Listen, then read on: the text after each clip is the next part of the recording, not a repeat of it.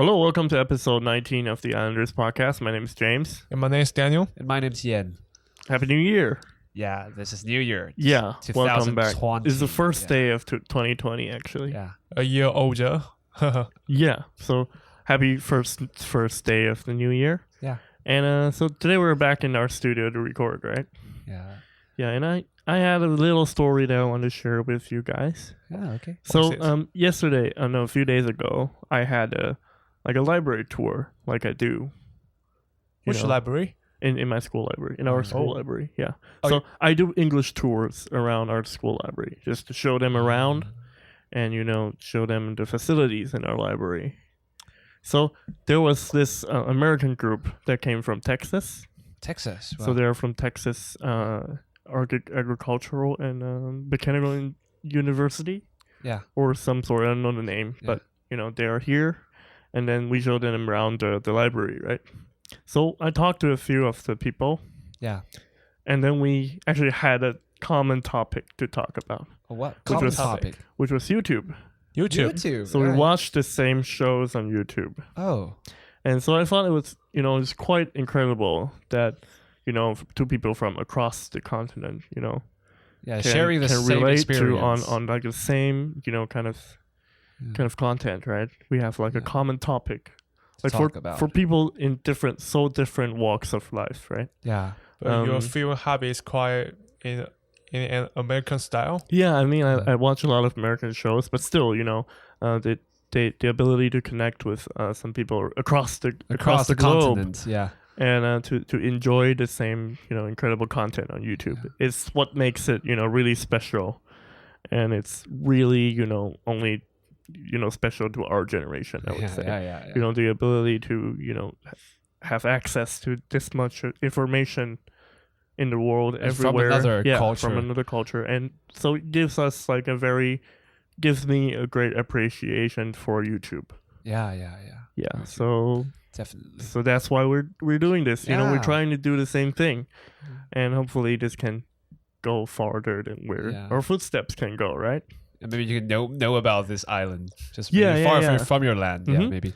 Actually, I saw in our backstage that some people in Alaska listen to our podcast, which is crazy, Wow.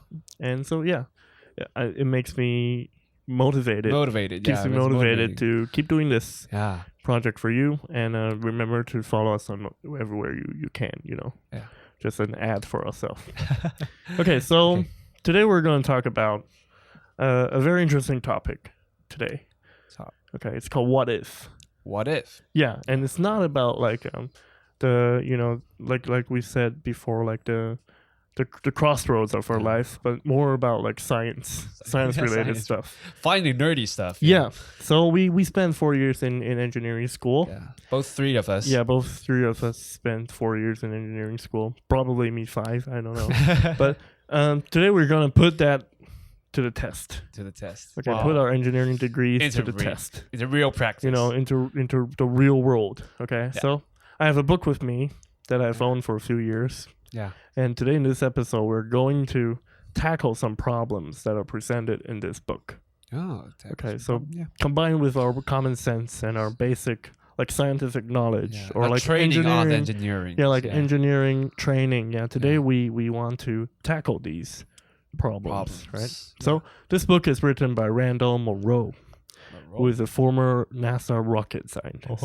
Like, how cool is that title? Well, so he's a NASA rocket scientist. Yeah, and he's a former NASA rocket scientist. And he wrote a book. Yep. So that's the 10th people I've heard about.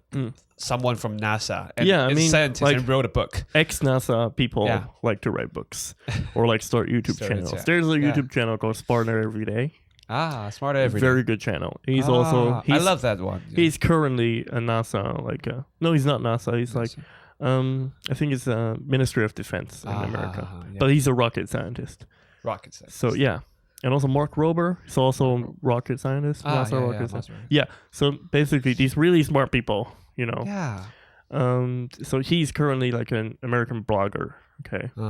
So he draws these little comics, and then with the questions that a reader send into him on his blog, xkcd.com. Yeah. And then he puts them together into a book. So the book's title is called What If? And I think serious scientific answers to hypothetical questions. So it means that he takes these like very weird or queer like questions and then tries to answer them to the best of his ability. Yeah. So that's it. That's the introduction for this book, and today we're gonna solve some of the questions from him. In it. Try to solve some of the questions. The engineering practice. Hope our professors will be proud of us after this whole episode. I don't think they will, but anyways, so before we start, I want to ask you guys a few questions. Okay, so I prepared these questions by myself, right? So I read the book, so I know the answers, but I'm gonna hear how you break down the questions, and we're going to discuss a little bit, okay? Yeah. Okay, bring on. But before we start, like I said, I want to ask you, like, how do you normally solve questions? Like when you face like any question, okay? You think like in the engineering way, or like in a normal in life way, or in like engineering, anything will do. Like engineering is a whole system or a whole department of solving questions. They're asking us for the problem solving techniques or maybe methodologies for us to solve questions. So, but I think like in my training of engineering, it's quite different from the problem solving process in engineering. It's quite different from like daily problem or normal problem. It's not. Yeah, of course. Yeah, like in school we do a lot of like questions, right? Yeah, like problem sets. Yeah. So you basically you have the formulas and all that, and then you just solve it, just put it together, I would say. Yeah, it's very easy. But in the real life, there are mostly like open-ended questions. Yes. Which are much harder. Yeah. Like for me, open-ended questions, well, something very important in solving open-ended question is we have to define most of the thing that we are going to discuss about or we're going to solve about around this question, questions. Yeah. It's basically you have to make up the questions before you answer them, right? Yeah. And you make up the questions by yourself, right? Yeah, that's true. Yeah, so do you like open-ended questions, Daniel? Well, it depends. If I'm facing an open-ended question in an exam, that's quite painful. Yeah, true. Yeah. Yes. So that's what I wrote here. In exams, it's mostly like standardized questions, so not open-ended. A solution is mostly like there's only one solution, one correct solution. Yeah, but in real life, it's not that way. And in our work, like in the future, it's mostly like solving like open-ended questions. Yeah. Yes. But for open-ended question in general course, actually I quite appreciate that it gives me a chance to think about this question in a different way. Yeah, I think if you study in engineering, you particularly appreciate the chances that you get to solve open-ended questions. Yeah. Because most of the time, like we said, we do standardized. Yeah, and there's a methodology they provided for you to apply on those questions. Like when we were in second grade in school, our sophomore year. Yeah. We did which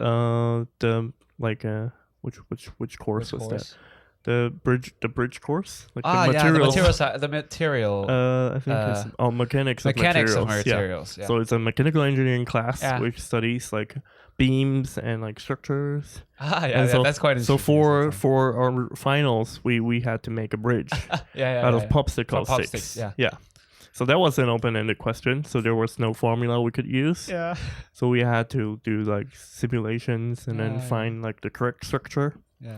And then build a bridge out of that. Yeah. So that was fun. Yeah. But actually, there's some. I think there's some people. I would say maybe they think outside of the box. Yeah. They just not designing the bridge. They cheated a little bit. Like cheated a little bit. They just put very super strong glues onto all like those Gorilla Glue. Gorilla Glue. Yeah. But that happens in real life too. Yeah. So another instance that I thought about is when we did like our studies in third grade, right? We did it on like genetic algorithms. Genetic algorithms. So that was like a study That's like a project. Yeah, it's a project engineering that we project. did in school, and it was a I course. James, yeah. Yeah, and we wrote like a little paper on it. Yeah. So that was also an open-ended questions, and that was really fun. We did it for a whole semester, and we had to find a lot of like the resources on ourselves, and that takes time and effort. We had to do like little experiments that we thought of. Yeah. And then we did that. Yeah. So that was pretty fun. Well, for material science, we face more standard question. Yeah. Normally, we don't definitely. have homework. We just have exam. Mm-hmm. Re-exam in a semester. Yeah. I think it's quite like restricted from maybe the instruments or that you can apply or you can. Well, use, you can't right? really. Yeah, you can really work. Like, you get your hands with dirty, fonts, like with material science. It's hard, yeah. Because not everyone has SCN, OTN in their home. Yeah. And normally people don't have that. Yeah, I think most people don't. Yeah. Maybe some. So it's really hard for us to do it by ourselves. Yeah, but I think you learn better when you do like open-ended questions mostly. Yes, that's a reason that I'm a little bit envious of your subject. But we only do it like a very little bit. Yeah. So the way I think of about it is that we learn from the standard questions, and then with open-ended questions, it's mostly like systems that require solving through these, breaking them down into little questions, right? I think that is how we put it. Yeah. Okay, so I think we could get into our first question, maybe. First question, right? Okay. Okay. Who's gonna take this first question? Come on. I'll take the first. Okay. one. So the first question from the book. Okay. Is if all humans were to disappear from Earth, what would be the last artificial light left? Artificial light. Artificial light. Yeah. Artificial light. So how would you break this question down when you first hear about it? So the first thing I'm thinking about is that what is artificial light, and it's like definition. I think it's like maybe the luminous or maybe like light bulbs that were in daily use in the first impression I thought of. Yep. But then I thought that that's maybe one part of them, but since all the humans were disappeared, right?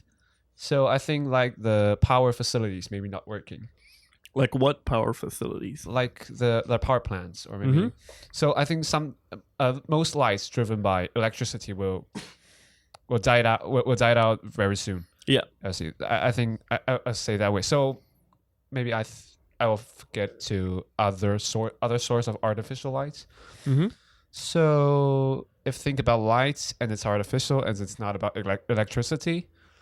Yep. It's like most likely fires or something burning. Heat. Like heat. Okay. Yeah. And so. Yep. Well, I didn't think about heat at all. Oh, really? Yeah, like the fire. I didn't think about it. Like mostly lights are like come with the heat. I mean, like with fire. Oh, with fire. Yeah. I didn't think about that. But fires died out quickly. Yeah. I see. Most likely, if the thing they burn just burned out. Most likely it will be the quickest to die out, I would say. Yeah. So I think. So maybe there's another part of electricity is maybe there's something driven by batteries. Okay. Yeah. So like battery. So do you want to break it down first? So not only do we want to see like what is the last artificial light, we want to give a guess about like how long would each kind of light last. Right. Okay. Last, right. So let's start from the beginning. Which would you think is the first light to die? And we want you to be very specific. Oh really? Okay. So we like with your power plants, we want to break it down into like a lot of different kinds of power plants. Yeah. Yeah. So go on. Well, I like the first lights. I think they would die out. Maybe like the candle? lights that should be like something like candle. That's something burning. Actually, if when a apocalypse comes and somebody was lighting a candle, it would die pretty soon. Pretty I would say like in a couple of hours at most. At most. Like the best candles, the biggest candles, I would say last about or a couple hours. Or a day, maybe the stoves, or maybe they just died out. Wouldn't last long. They would wouldn't last long. And all of them burn out. I think that's the first one. The next one, first one, candles. Candles gonna die out. Died out. Yeah, and the next one, I think. Yeah, but if you're talking about in such specific a such specific way. Mm-hmm. Now I'm feeling that those powers which is driven by those powers are driven by batteries or something. Okay. Will die out first, actually. Then the power facilities, since they're just humans that just disappeared, right? So other like those facilities or those maybe the control rooms are set and they're just constantly running, but they won't die out that soon comparing to those batteries. We're consuming that your laptops or. Oh yeah. So definitely laptops gonna die. Yeah. But so I would disagree on that. Oh really? Because I think like batteries maybe could last longer. Yes. In some emergency cases. Yeah. Even a small LED could be considered a light source. I think it depends on the power of the light. Yeah, and also depends on the battery, right? So battery normally charges and discharges by itself. Yeah. So even though if you don't connect it to any electrical source, it may still drain over time, right? Yes. It could be a long time. Depends on the battery. But I think battery is like a very huge topic. That would be batteries. True. But like the batteries I'm talking about, maybe like some like emergency lights, light source. So the batteries inside them, or like the batteries we use in daily life, it's more like the lights provided by those powers. Maybe they just can sustain at most maybe 2 days, 1 day or 2 days. Or maybe a few hours. Yeah. Okay. So if comparing that, if it's like a car battery, and that is a different case. Yeah. Yes. Maybe. But like with battery, like there is one more thing I want to add to that. Yeah. So I had a watch, G-Shock watch, right? Oh yeah. Yeah. So inside there was a very very tiny, I think nickel battery. Nickel. Yeah. Yes. And it has a light on the watch. And with that single battery, I lasted for about like 6-7 years of use. So that is something to think about, if you have like a very small light source. It depends on the power. Yeah, it depends on the power that consume. So I'm just saying that it could last decades. Yeah. Okay. Yeah. Okay, that might be the case. So, I would like to dig in more into the power facility. Part. So I think the first power facility that would not working would be the fire power plants. That would be true because they burn things and because they burn fuel, right? Yeah, they run with fuel, and the fuels ran out. After there's no power. There's no power. Yeah, and then what? Like nuclear power plant? No, but I think comparing nuclear power plants to renewable energy power plants. Yep. I think it's hard for me to determine which one will last longer after those humans, those men who control all those instruments gone. Yeah. And this power plant needs some maintenance. Yep. Yeah. But I think... So just a rough guess, I would say. Rough guess. Yeah, just you try to break it down into like different kinds of power sources and give them a rough guess. Yeah. Like at first maybe put into the renewable energy. I think like those water power plants will run out first since those water will just gone. They just what? Why?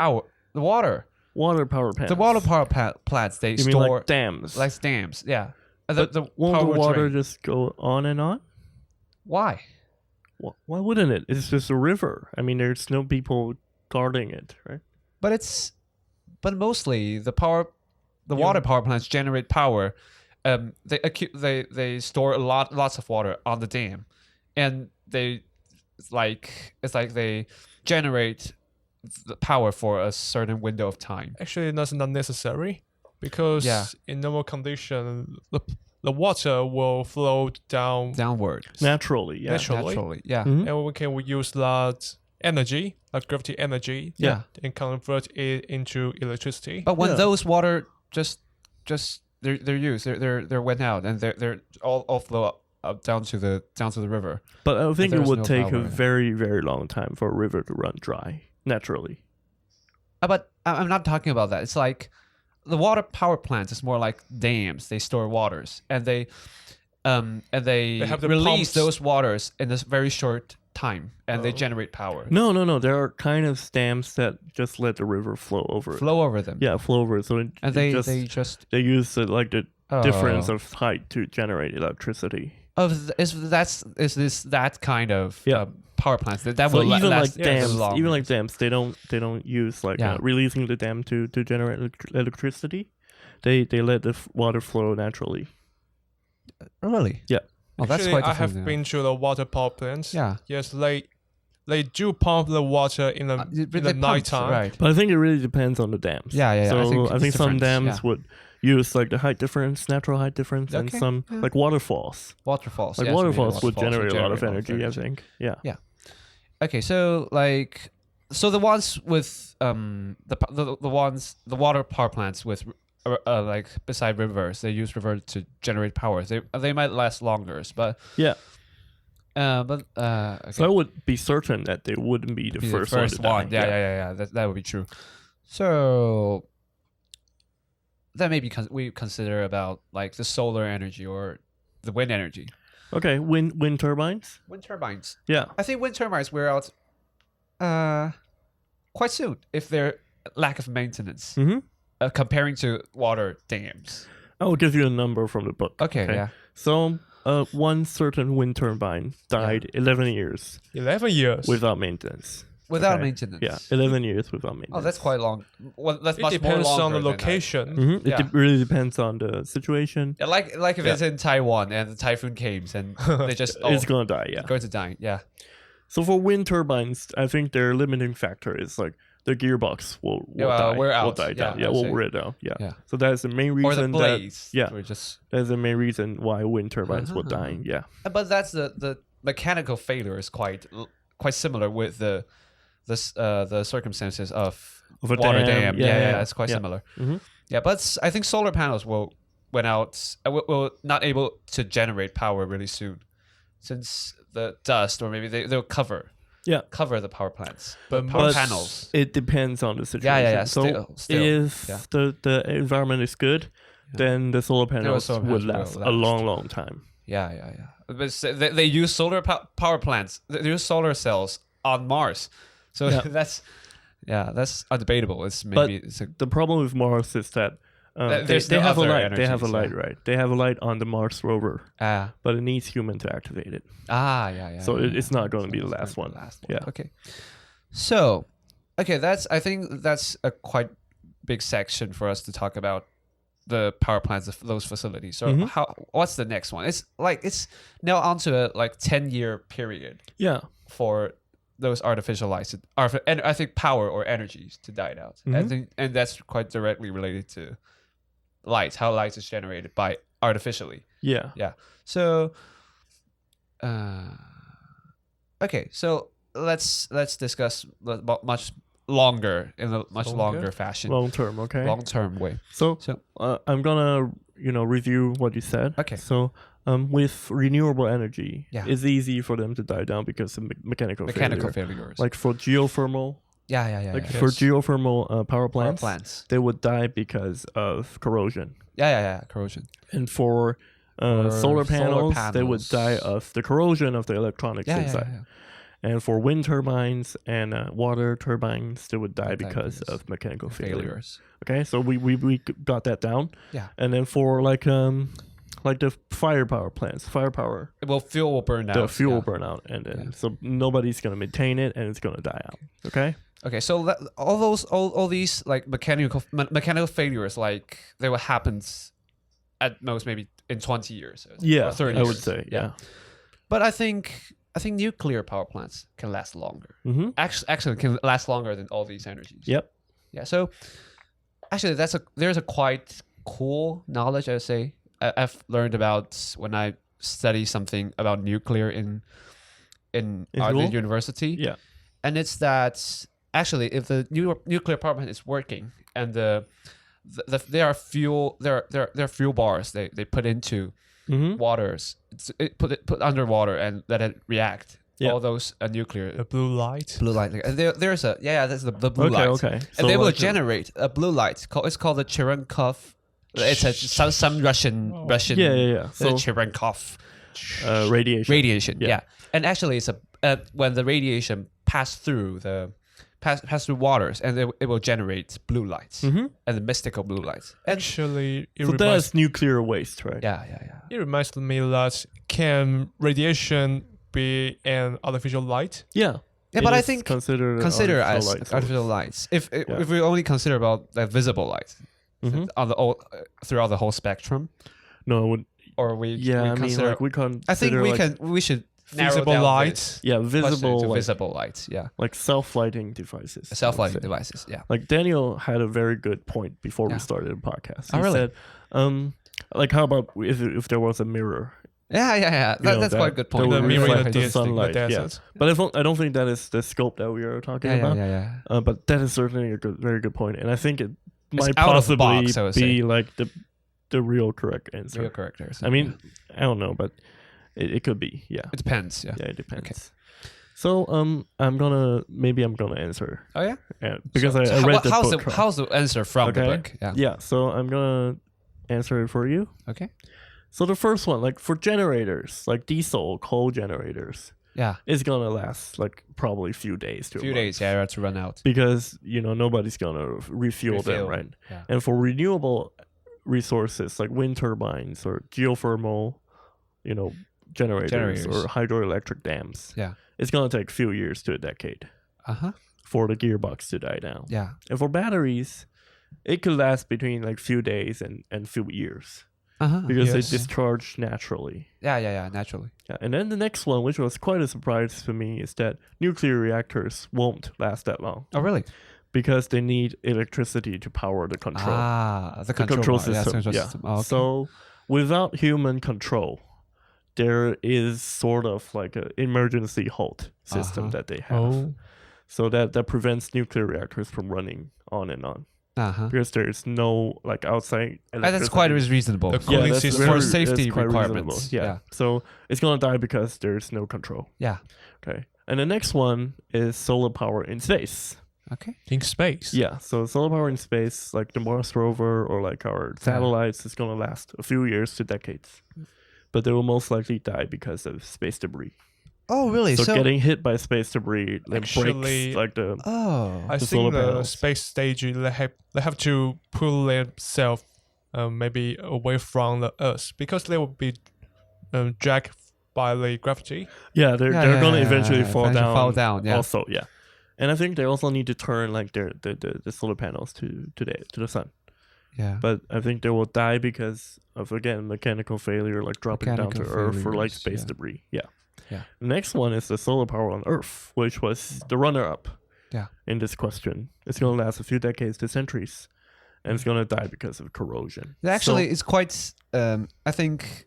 I've thought that a solar power on Earth would die more quickly than the solar power in the space. In space, but it's quite the opposite. It's quite opposite, yeah. It really depends on the weather. Yeah. So if it is well protected...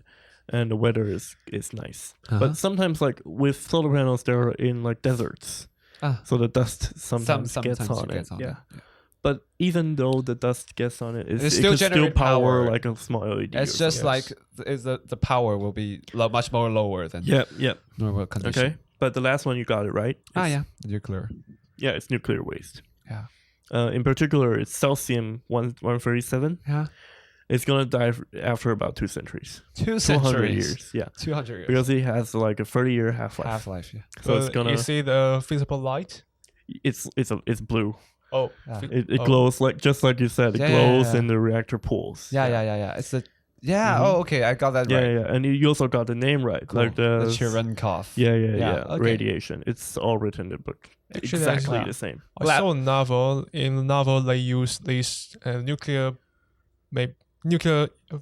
equipment to be the warmer to hit. So the Martian. Yeah, the Martian. The Martian. Yeah, and the movie. It had a movie. Yes. Yeah, and there's a Matt Damon, right? Matt Damon. Yeah. And actually, he runs all his powers on that nuclear reactor. A small nuclear reactor, I would say. Yeah. We always see on cartoons like The Simpsons. You know, they have this nuclear bar which is always glowing. So that is essentially what would last the most, the longest. Yeah. Yeah. Glad to hear I'm right on the. You're like 80%. Yeah, or 80% correct. Except for the nuclear reactors and. Yeah. But I think the logic is there. Yeah. You know, the logic is there. But Yeah, I we will think finally get that. they also may miss one. Yeah. How about the mechanism that is from chemical reaction, like fluorescence and phosphorescence? Fluorescence, but is that artificial? The chemical compound is artificial made. Yes. Like I understand like with fireflies they can last quite long, but that's not artificial, right? But but I think it's different. Yes, quite different. Like I think there are some compounds that are that's only light up, right? going to made up by humans artificially. Yes. Yeah. So. But I think that is within like you have to have humans to do the reactions for it to Yeah, to but light if up. the or like the factory just to keep going, like all this factory of power plant, they have to be constructed by humans. Yeah, and they also need to run on electricity. So if no electricity, then they can run. Okay. Right. And that would be my guess. And the last one would be 200 years. So it's a hard. I think it's hard to beat 200 years. Yeah. Of nuclear waste. Yeah. But I do think it's something that that is to be considered. It might be like third or fourth place. Yeah. It could be, but you know, it wouldn't be like the longest. So we agree with like the last artificial light left would be nuclear waste. Nuclear waste. Yeah. That's hard for me to think about another answer for it. Yeah, right now, currently. Also, I trust the book. Okay. Okay. So for rocket science, NASA. Yeah. Yeah. No. Yeah. Ex-NASA. Okay. Like how do you argue with that? Yeah. So with that, we're gonna enter our first break, and we'll come back with more questions.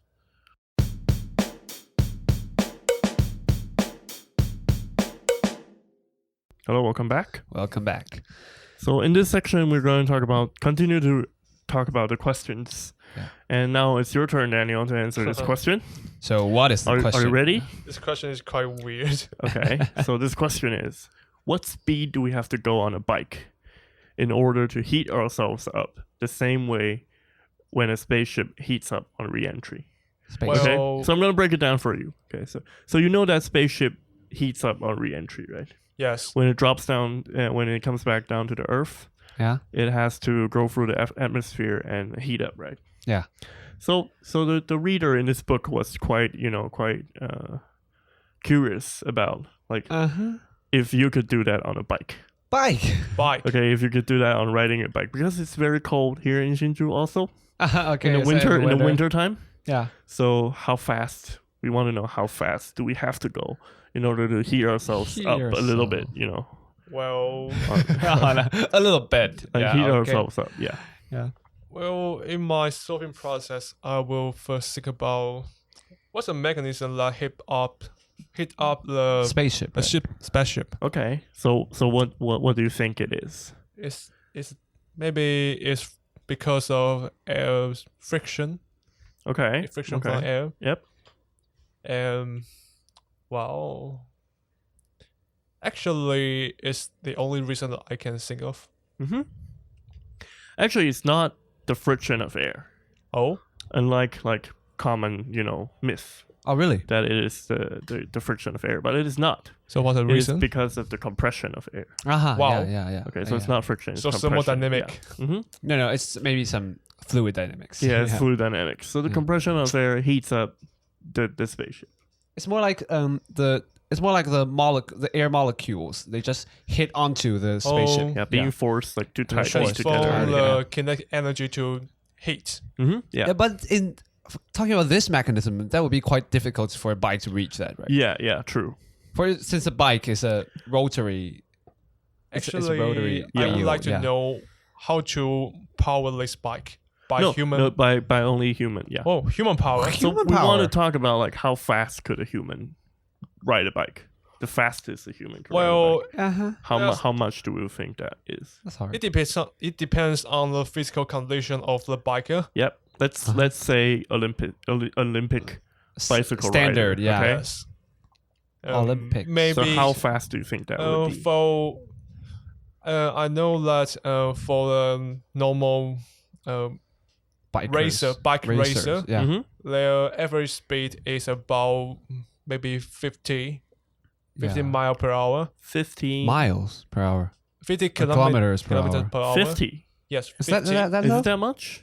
Is that low? Maybe 40. I would say 40. for 40 or like 50, an Olympic bicycle rider. Okay. But that's average speed. Yeah, that's average speed, not the top speed. Yeah. It also depends on the terrain. Terrain, yeah, yeah, terrain. and also Terrain.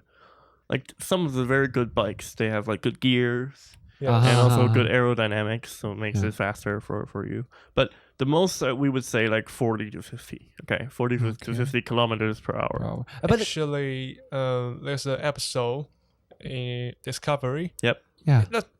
He shows the fattest bike ever. Actually, it's not a normal bike. It's like Okay. It's like capsule. electric. It's like a capsule. Oh, okay. Capsule. Yes, the human is in the capsule and he So it has better aerodynamics. Yes. That's no aerodynamics. Yeah. Okay. Right? Is it? Yeah. That's Like if you ride in like a in no air, then you would be faster. Yeah, right? it would be faster. Yeah. yes. So the question about this, or the real question behind this is, actually, if we're like to generate heat through the same mechanism like the spaceship, it's like how fast the biker can pass through the air, Yes. to push through the air, right? Yeah. To heat up, to But if compress this- the air. But if it's like 50 kilometers per hour, it's definitely not enough for. It's not going to heat up Yeah. the air. It's going to heat yourself up because you're going to be tired. But it's not because you're compressing the air. Yeah. So we're going to answer this question because it's kind of hard Okay. Yes. to imagine. We already did our best to figure out to like figure out- how we would go about solving this question, but we needed like numbers, right? Yeah, it's true. So for the numbers for this one is so first we already established that why does the air heat up? It's because of air compression. Okay, and there is a number right here for air temperature to rise for 20 degrees Celsius. You would have to travel at 200 kilometers per hour. Well, that's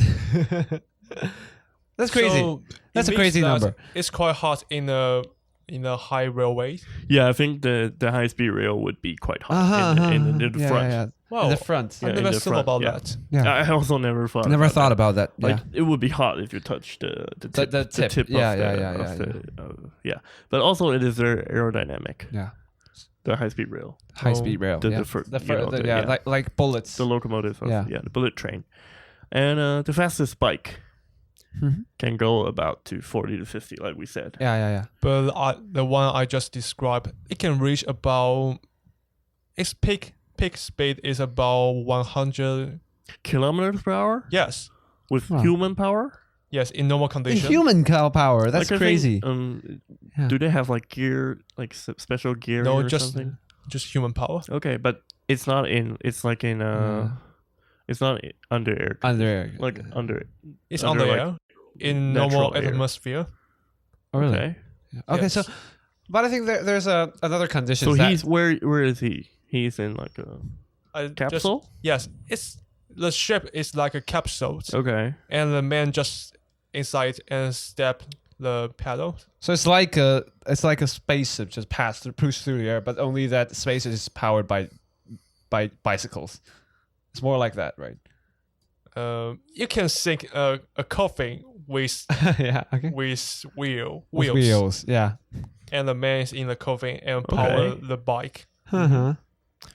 That's interesting, but Yeah. in the numbers that we have, it's 40 to 50 Yeah. with normal bikes. Okay. Okay. With the best bikes in the world, Yeah, but but it's still bikes. it's like if the bikers ride downside of the hill, like or some is riding just downward. Yeah. If the biker is not riding just on the plane, or is riding downward, and I think it's definitely going to be faster than 40 kilometers. But I think you per could do like the calculations for that. Yeah. You can try to work out like the I height think, difference and then convert that energy into kinetic energy. Yeah.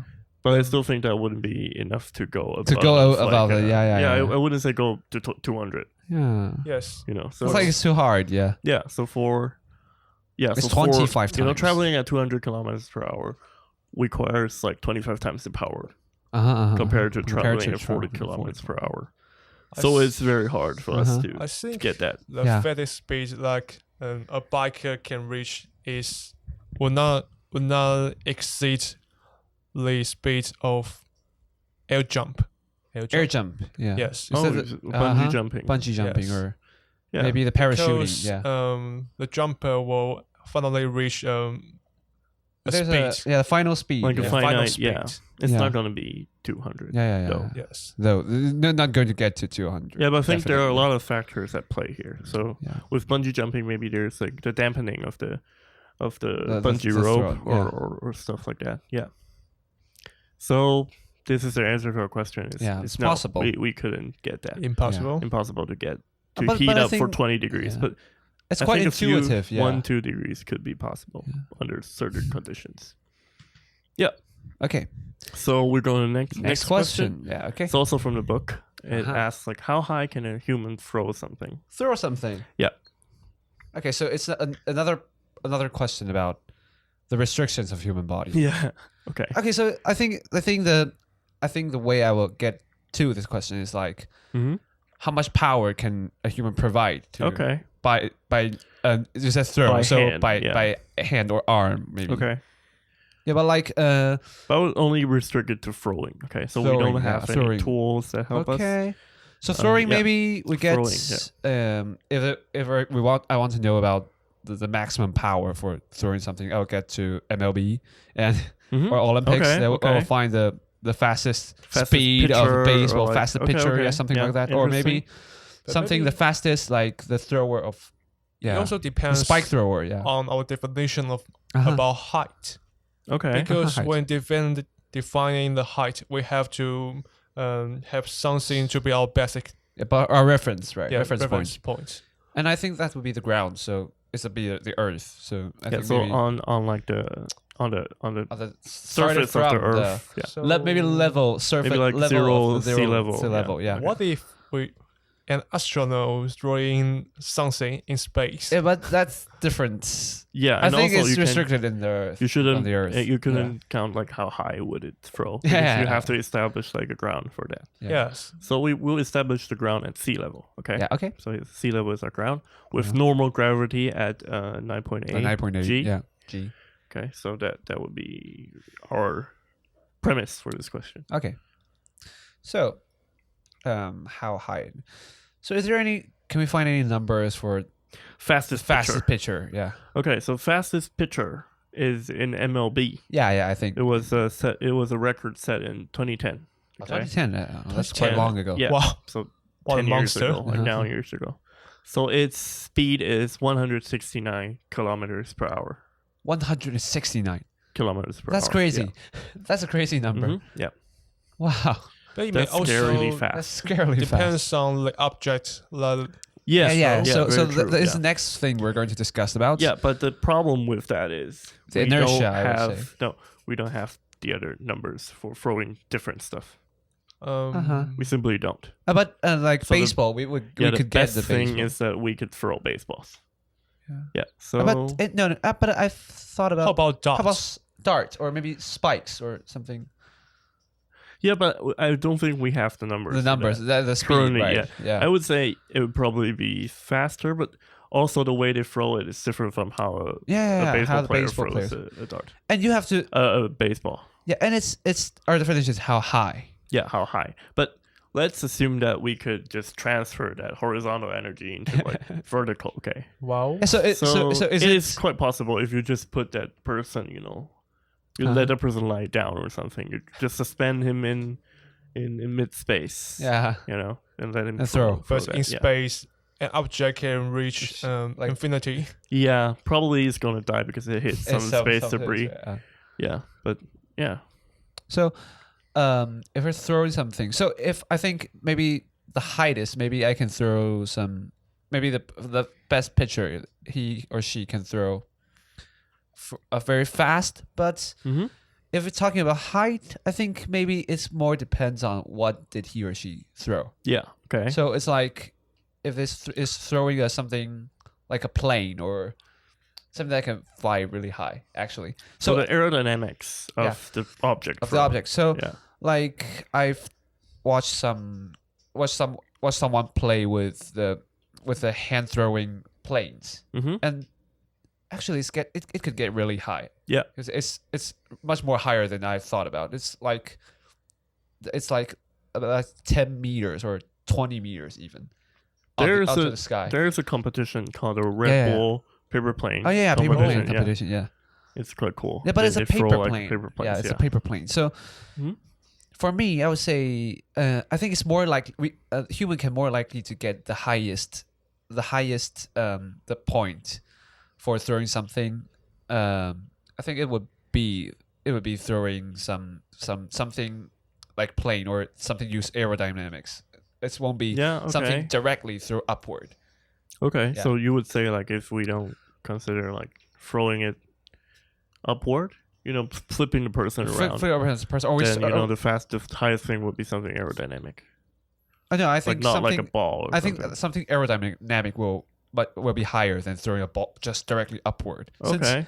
I've just calculated like in a very simple way. Okay. If we throw something like maybe a baseball, that's like I think maybe 200 or 300 grams. Yep. And upward. So you said it's 160 kilometers per hour. 69 kilometers. 69 kilometers. I would get like 170 kilometers per hour, and it's calculate. Well, I need to do some calculations. 60. Thankfully, I have the calculator. A calculator. Okay. So let's get into the answer here. So you're right about getting like professional athletes to do it. Yeah. Okay. And you're also right to go to MLB to find the answer. Okay. So the fastest pitcher in the world, like I said, is called Aroldis Chapman. Okay. 169.1 kilometers per hour. 2010. And we changed that into meters per second. So metric. Which is 46.97 meters per second. And we use that. We use the formula for calculating entry speed. Yeah, entry speed. Then we get like 112 meters in the air. Which is quite high. 100 meters. It also depends on the mass of the object. Yeah, but then with like a baseball player, also the inertia, takes place. Yeah. Yes. So it would be like very complex if he were to throw something else. Not necessarily if it's lighter, then it would be higher. No, definitely not necessarily. Yeah. So realistically, I would say that, but the one that we calculated just now, 112 meters. Yeah. Is not realistic because of like the aerodynamics. Yeah. So realistically, I would say about sub 100 meters. Maybe like 80, 90, considering aerodynamics. And we could improve on that by throwing like maybe lighter objects or like better aerodynamics. So that could be worked out. Actually, I would say 100 meters. I just think of the way to cheat in this question. Yeah. Maybe I can throw a helium balloon. Yeah. So it was also written in a book. Yeah. Oh really? Yeah. Oh. So the book says like if there was if we give it a broader definition of throwing, then a 5-year-old could release a helium balloon, which would be much higher than what a baseball player could do. Yeah. Be able to reach the spot on. But I think that's cheated. Yeah. Yeah, but it's great that we had like completely the same answers to the book. Okay. Which was quite impressive. Haha. Great. Like the NASA standard. Yeah. So both of you can go to NASA, hopefully. Yeah. In the future. Yeah. So the last question, I have one more question for you guys. Yeah. And this question is not from the book. Because in the book there are a lot of questions that require, finding the real life numbers, and a lot of that require a lot of background knowledge. Yeah. So the ones we did were like the easier questions in the book. Okay. So now we're gonna do a question that I found on the internet, which was also quite interesting, and it's on the internet as an interview question for Google. That's famous for but complexity, I don't. Or maybe. I doubt its truthfulness. But really? Yeah, but it's still a great question nonetheless. Yeah. So I mean, like, I don't think Google actually asked this, but I think it's a good question for engineering interviews. And open-ended. Yeah, it's a very good open-ended questions and requires you to do some estimation. Okay. Which I learned in one class engineering class. Yeah. Okay, so this question is, how many tennis balls can you fit in an Airbus A380? A380. Which is the largest plane in the world, commercially flown plane in the world. It's called a Dreamliner. Tennis balls? Very huge. Huge plane. Seen, it's crazily huge. The premise for this question I would add is we don't add the wings.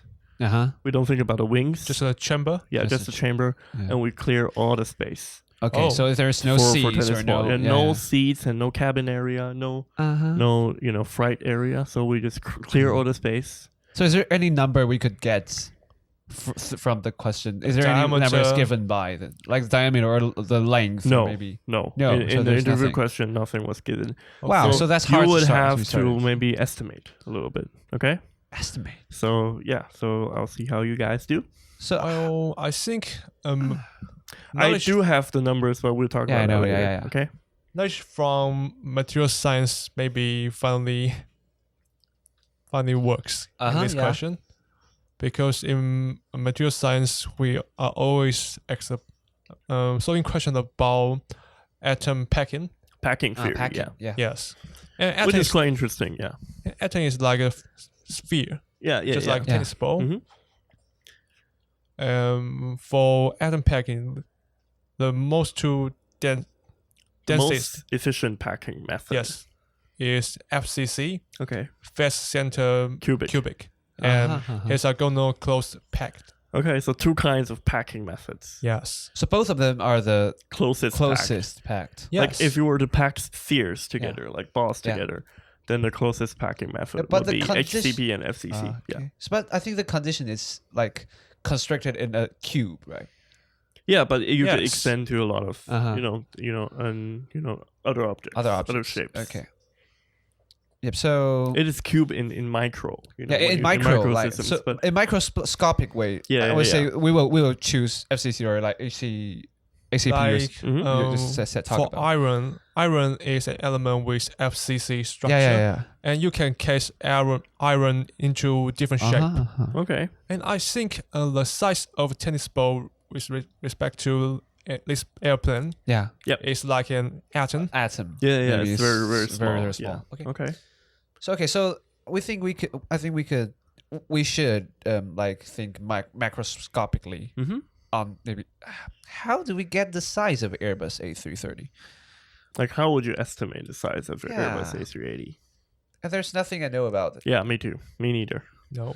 So like only after I did research for this, I could get a. All I know about is I think it's a double layer. It's a double decker. Double decker. Double decker airplane. Yeah. But so is there any way for us to kind of estimate its form factor? I think it's possible without any constant or parameter. It's impossible without numbers, right? Yes. Without any numbers. Or maybe you can reveal one of these numbers. Okay, maybe I'm going to just work out a question, okay? Okay. Then I'm going to... But before I begin answering the question and telling you guys about the process, I want to ask you about something, okay? Okay. So, what would be your estimate for the answer for this question in powers of 10? In powers of 10. Yeah. Oh. So guess like how which power of 10 would you think we could fit tennis balls in an Airbus A380? Okay, I think I need to do some calculation. Okay, it's just a rough guess. Assume that is it in the tens or the hundreds, the thousands, or the millions, or billions? Which one would you guess? Or 10,000 something like that. Like they're now doing some weird stuff with their hands. Yeah. So I've never seen them using so much brain power in quite a while. So really? Yeah. That's fun. That's true. Maybe I can approximate this airplane into a rectangle. Okay. That's into fair. a cube. And this cube is filled with FCC tennis ball cube. Okay. I think the radius of a tennis ball is about Okay, I'll give you 5? that. 3 centimeters. Oh, 3 centimeters. Yeah. Radius is 3 centimeters. Diameter is 6. 6. Uh-huh. 6 to 6.5 to 6.8. Okay. Okay. Yep. Give me some time. Also, we don't compress the tennis balls. Okay. Okay, so the tennis ball remained the original size. So just give me a power, like just 5 or 6 or 7 or like 8, or like 3 or 4 powers of 10. I think the length of the cubic will be The length of the Airbus A380. Could you 200 meter. try? I think it's 200 meter. Okay, 200. Okay. And the height maybe 10. It's more like a cylindrical shape. Right? Cylindrical shape. So you would have like the diameter of the plane and then the length of the plane. But in this work, I will try to approximate it to be the cube. Okay, yeah. The height is 10 and the width is maybe about 10. Okay. 10 multiplied 10 and 200. And it's about 20,000. 20,000, yeah. Like in my approach, I'm So now 20,000 meters squared meters, right? Cube. Cubic. Meter cube. Oh, yeah. Oh, yeah, cube meters, yeah. cube meters. Yeah. Okay. Yes. So, like, how about your problem solving approach? I'm thinking that, like, how much the volume of a human body is how much tennis ball can you fit in can a fit human into body? a human body. Okay, that's so, fair. Like, my thoughts is like maybe around 100. So it's like that. I think it's would be like 100, and like I think about how much people can. I actually have a very good contained. estimation for that. Oh, really? For like how humans can. Human Yeah. body. Yeah. So like in an A330. Yeah. I think it's maybe the containing how many people in A330 and in the compact way I would say. Yeah. The most compact way I would say maybe it's up to like 10,000.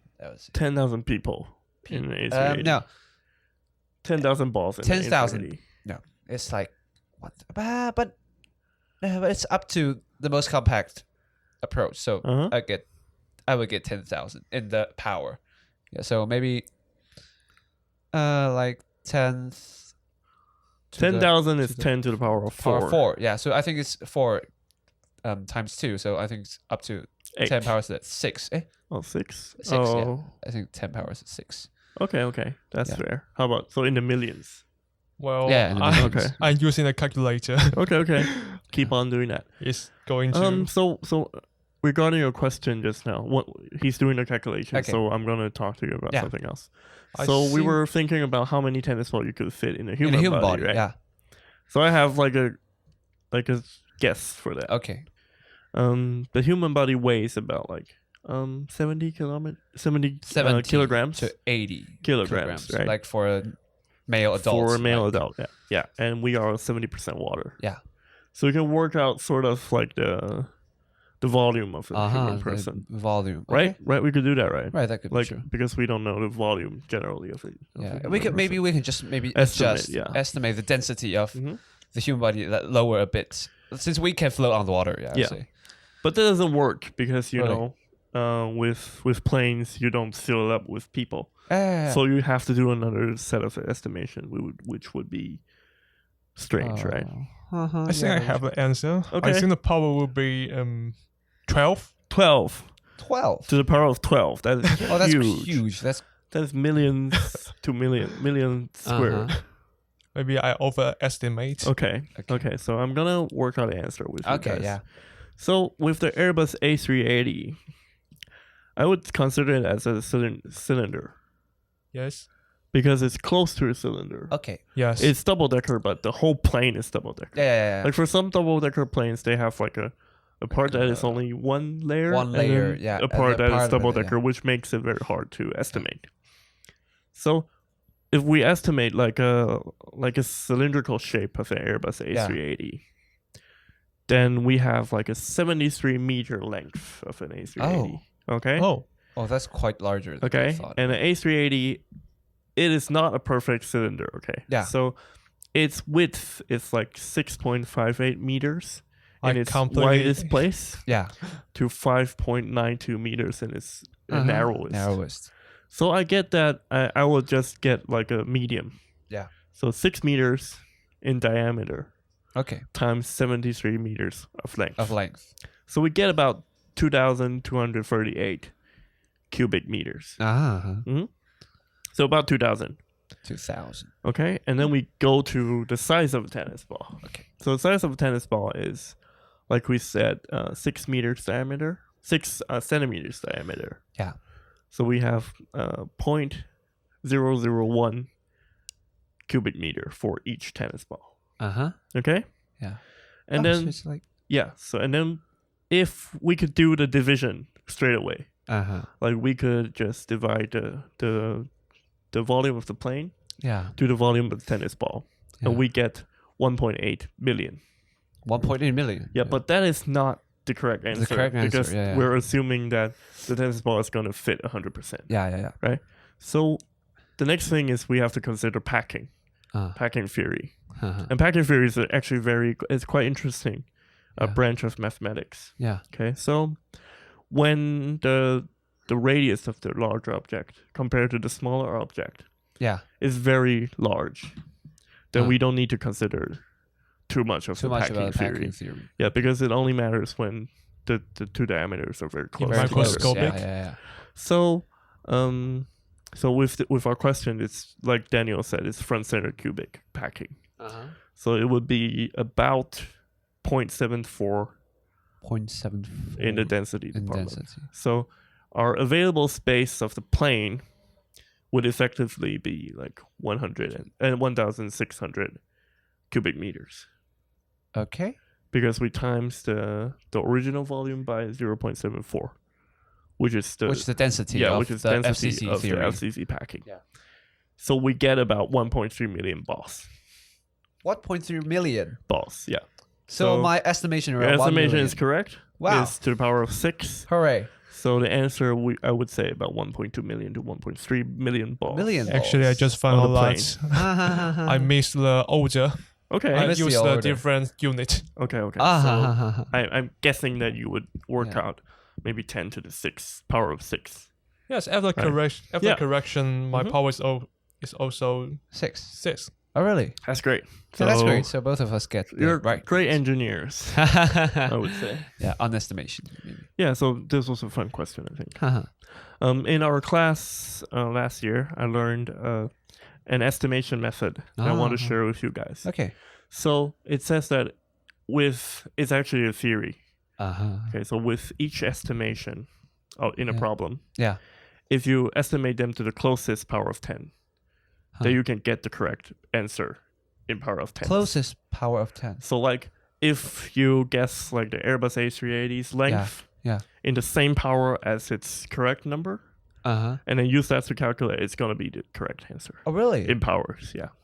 Okay. So like in this question, So is if we, there proof on it, or yeah. Oh, It's really? proven. Yeah. it's proven? Proven to be correct. Yeah. So your final answer will be in the same power of the correct The answer. correct answer. If you guess all correctly Uh-huh. in powers. Yeah. Logically, or Yeah. if we can make the estimation make sense. So it's easier for us to estimate stuff like for Ah. business plans or like all that. It's very easy for them to get like a close It's answer. a 10th power. Yeah. To the same power to Actually, 10. Wow. in science, we may try to use some formula to approximate the solution, real solution. That'd be true. And my teacher always says that if the difference is within the power of 1, 10, 10. Mhm. Yeah. just 10 times, Yeah. is acceptable. It's actually an acceptable Right. Yeah. Okay. and a Okay. good estimation. No, but I think that's quite different from what From like this our method, like right? our division. Like Mhm. my major is mechanical engineering, and it's considering precision.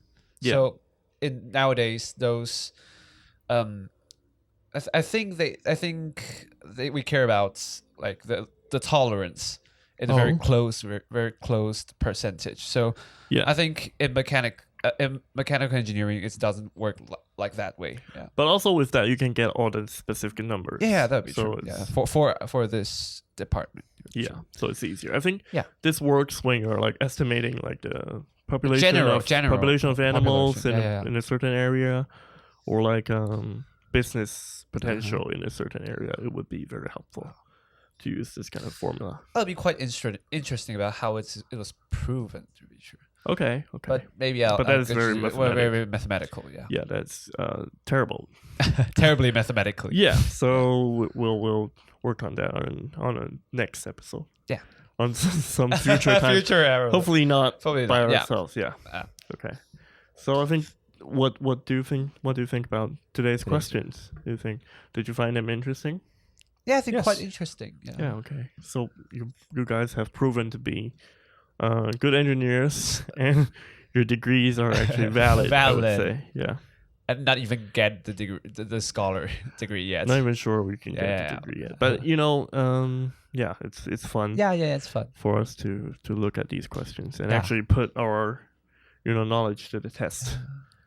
I think it's logic. Yeah, mostly. logic. Yeah, it's logic. And some estimation. Yeah. Common sense, I would say. Yeah. Yeah, but studying in engineering, it gives you like, I think the teachers give us like a courage or like a method to work with these smartly problems, to estimate them, smart with a smarter way. and lots of tools or formulas or or like estimation methods for us to do that. Yeah. So that's about the time we have for today. Yeah.